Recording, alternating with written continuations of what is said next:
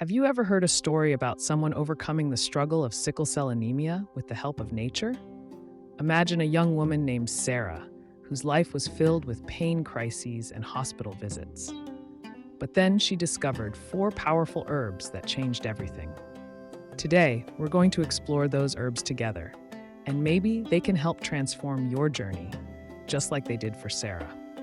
Sickle cell anemia affects millions globally, and the pain can be debilitating. This condition occurs when the body produces abnormal hemoglobin, causing red blood cells to become rigid, sticky, and shaped like sickles. It's no wonder many people seek new, natural remedies to relieve their symptoms. So which herbs have the potential to support well-being? Let's get into it. First up, we have garlic. Yes, that pungent bulb that you might use in your favorite dishes. Garlic is known for its powerful anti-inflammatory properties. It can help improve blood circulation, reducing the chance of painful crises. What if you could whip up a garlic-infused oil or include more fresh garlic in your meals? Imagine spicing up your kitchen routine while reaping the health benefits. Next, let's talk about pigeon pea. A lesser-known gem, these peas are rich in nutrients that help strengthen your immune system. Known for their healing properties, they can reduce oxidative stress in the body. Have you ever tried adding pigeon peas to your salads or soups? This simple addition may help you feel better both inside and out.